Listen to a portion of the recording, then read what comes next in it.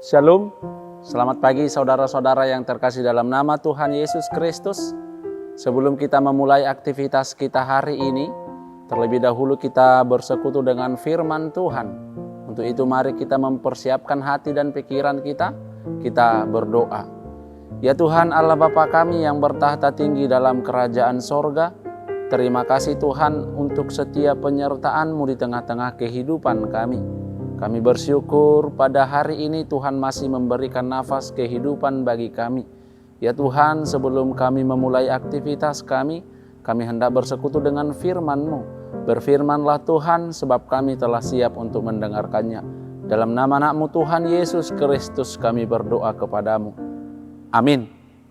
Saudara yang terkasih dalam nama Tuhan Yesus Kristus, yang menjadi renungan untuk kita pada hari ini sesuai dengan almanak gereja kita, Kamis 16 Desember 2021, diambil dari kitab Ulangan 18 ayat 15. Seorang nabi dari tengah-tengahmu, dari antara saudara-saudaramu, sama seperti aku, akan dibangkitkan bagimu oleh Tuhan Allahmu. Dialah yang harus kamu dengarkan. Demikian pembacaan firman Tuhan.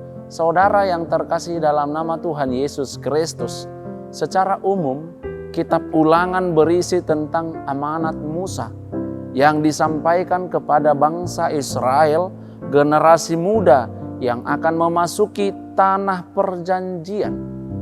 Musa menyampaikan amanat tersebut karena banyak dari generasi muda bangsa Israel yang sudah tidak mengetahui bagaimana pemeliharaan dan pertolongan Allah kepada nenek moyang serta orang tua mereka. Oleh sebab itu, ada pula yang menyebut bahwa kitab Ulangan sebagai sebuah kitab pembaharuan perjanjian, yaitu perjanjian Allah kepada bapak-bapak leluhur yang dibacakan ulang untuk generasi muda bangsa Israel.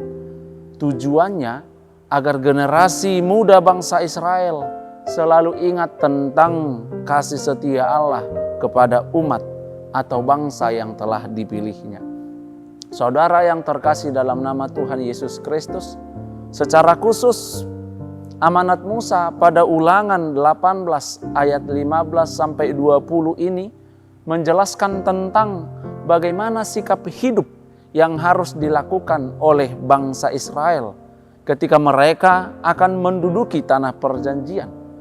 Bangsa Israel diingatkan agar mereka tidak mengikuti kebiasaan keji yang dilakukan oleh bangsa-bangsa di tanah Kanaan. Sebaliknya, mereka harus menjauhi kekejian tersebut dan hanya mendengarkan suara Allah yang dinyatakan melalui nabi yang telah dipilih dari tengah-tengah bangsa mereka. Sebab hanya kepada nabi yang benar-benar telah dipilih oleh Allah lah mereka akan diberitahukan firman Allah. Hanya nabi yang dipilih oleh Allah dari bangsa Israel lah yang harus didengarkan oleh bangsa Israel tentang bagaimana firman Allah. Artinya, melalui perkataan para nabi, Allah akan selalu mengingatkan agar bangsa Israel menjauhi kekejian. Saudara yang terkasih dalam nama Tuhan Yesus Kristus, nats ini juga menjadi nubuatan mesianik dengan berita seorang nabi yang akan menggantikan Musa untuk memimpin bangsa Israel.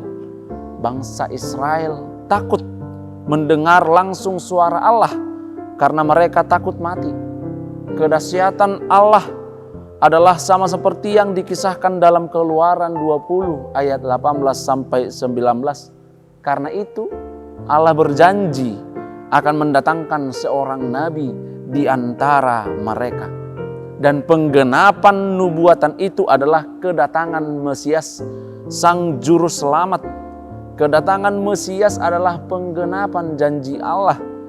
Dengarlah firman Allah yang difirmankannya, sehingga engkau beroleh berkat.